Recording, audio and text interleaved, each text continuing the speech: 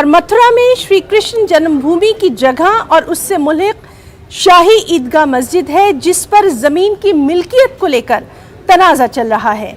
इस तनाज़े पर मथुरा के सिविल जज सीनियर डिवीजन अदालत में आज समाअत हुई। अदालत ने तमाम फरीकों को अर्ज़दाश्त पर जल्द जवाब दाखिल करने का हुक्म दिया। ये अर्ज़दाश्त सुप्रीम कोर्ट की वकील रंजना अग्निहोत्री ने दायर की है। अर्ज़दाश्त में शाही ईदगाह मस्जिद को हटाने की अपील की गई है। इसके साथ ही मुतनाज़िर ज़मीन को श्री कृष्ण जन्मभूमि न्यास के हवाले करने का मुतालबा किया गया है। अर्जी गुजारों का कहना है कि शाही ईदगाह मस्जिद श्री कृष्ण जन्मभूमि की 13.37 एकड़ अराजी में खड़ी है। हिंदू फरीक का दावा है कि भगवान कृष्ण की जाए पैदाइश और मंदिर का मुक़द्दस मुकाम वहीं वाक़ है। अर्जी गुजारों ने अदालत से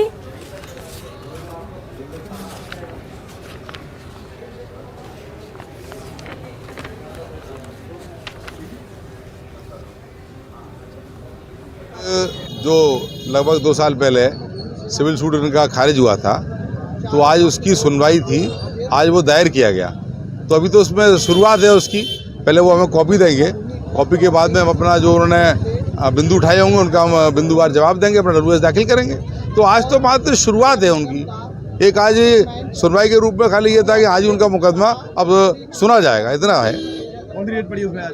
1 जुलाई सभी और लगी हुई है उसमें, तो वो भी 1 जुलाई में सुनवाई हो जाएगी। हमारा तो कहना ये है कि जहाँ देखिए मथुरा एक बहुत सौहार्दपूर्ण नगरी है, जहाँ भव्य मंदिर बना हुआ है, पूजा अर्चना जारी है, यहाँ साई मस्जिद ईदगाह बनी हुई है, वहाँ 5 वक्त की नमाज और अन्य धार्मिक कार्यक्रम जारी रहते हैं हमेशा।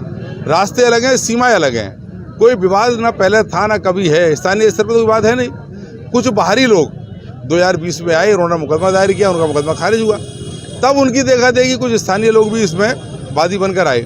लेकिन आज भी आप देख लीजिए, बाहरी लोगों की संख्या मुकदमों की ज़्यादा है।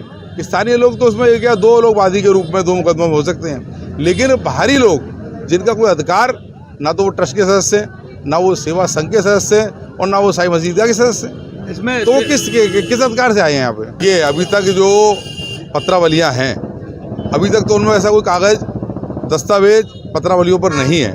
और उन्होंने कहाँ दाखिल किया है, अगर उसकी वो कॉपी हमें देंगे तो फिर हम अपना प्रमाण साक्ष्य के साथ में अपने कागज दाखिल करेंगे। एक और अहम